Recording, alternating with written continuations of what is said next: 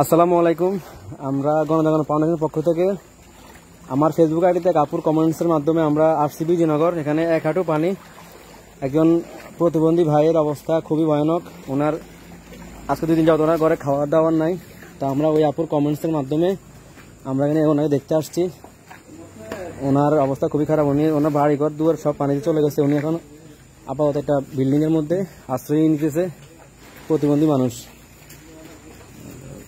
এই যে ওনার wheel chair গাছ থেকে পড়ছে কেন। আমার যদি লক্ষ্মীপুরে আমার কোনো ফাউন্ডেশনের ভাই বা কোনো বিদেশে কোনো ভাই বন্ধু যদি পারেন ওনাকে সাহায্য করবেন। ওনার সাহায্যের জন্য খুবই জরুরি দরকার। আমরা ওনাকে দেখতে আসছি। উনি বিজয়নগরের এখন আছেন আপাতত একটা ঘরের মধ্যে, কোনো কিছু নাই। দেখেন এমন একটা বিল্ডিং চারপাশ খোলা, মাঝখানে উনি আছেন। ভাইয়ারা আসছে লক্ষ্মীপুর থেকে। আসসালামু আলাইকুম ভাইয়া। গণজাগরণ একটা সংগঠন আছে, সংগঠনের পক্ষ থেকে আসছে। আমার ওয়াইফ যোগাযোগ করছে আর কি ওনাদের সাথে, সকাল থেকে যোগাযোগ করছে, পরে ওনারা এখন আসছে আর কি। ঠিক আছে, আমরা আসছি একটা সংগঠন থেকে, বুঝছেন ভাই। আমরা ওরকম কোনো প্রিপারেশন নিয়ে আসি নাই। আমরা দেখার জন্য আসছি। আমরা আমাদের পক্ষ থেকে আপনাকে এখন মানে মোটা শুকনা খাবার দিতেছি। আমি আপনার অবস্থা দেখছি। পরবর্তীতে আমরা লক্ষ্মীপুর গিয়ে দেখি কি করা যায়। আর আমি ভিডিওটা করতেছি, যদি কোনো ভাই যদি পারেন। আপনার ভাই কাছ থেকে পড়ছেন কেন? পা দুটা ওই দিয়ে আর পানি বেশি কেন? যদি কোনো ভাই পারেন আমার এই ভাইটাকে হেল্প করবেন। ভাইয়ের নাম্বারটা একটু বলে দেন, তাহলে যদি কেউ কিছু দিতে চাই তাহলে অবশ্যই আপনার নাম্বারে যোগাযোগ করবে। কেন বিকাশ নাম্বার থাকলে নাম্বারটা বলে। আচ্ছা নাম্বার দেন, ফোন নাম্বারটা বলেন।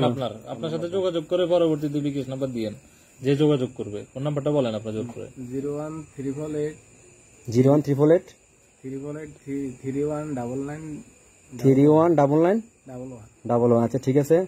ওনার বাড়ি বিজয়নগর। তো যদি কোনো ভাই পারেন, ওনার এই যে বিল্ডিংটা একটা বিল্ডিং মধ্যে আশ্রয় নিছে, কোনো দিকে কিন্তু কোনো রকম আপনার কোনো ঘাটনি নেই। ঠিক আছে, চারিদিকে ফাঁকা, মাঝখানে খোলা। উনি একটা এই যে প্লাস্টিকের একটা এই যে গরু ছাগলগুলো ওনার উনি বাড়িটা পানিতে চলে যাওয়ার কারণে এই গরু ছাগলগুলো, এই যে ছাগল এই গরুগুলা নিয়ে উনি খুব কষ্টময় দিন যাপন করতেছে। এই যে উনি শুধু এখানে প্লাস্টিকটা দিয়ে উনি আপাতত এখানে এখন আশ্রয় নিছে। যাই হোক, এখন রাখছে, আশ্রয় নিছে। ওনাদের ঘর তো নাই। এই যে আল্লাহ পাক মানুষের কত কষ্টে রাখছে। একটা বিল্ডিং এর নিচে শুধু প্লাস্টিক দিয়ে উনি আপাতত এখানে অবস্থান করতেছেন। আমি আমার লক্ষ্মীপুরে যে সকল বাইরে আমার ভিডিওটা দেখবেন, ওনার পাশে একটু আসি দাঁড়াবেন। উনি খুব অসহায় মানুষ, প্রতিবন্ধী মানুষ। ঠিক আছে, গাছ থেকে পড়ে এখন আমার এই অবস্থা। হ্যাঁ।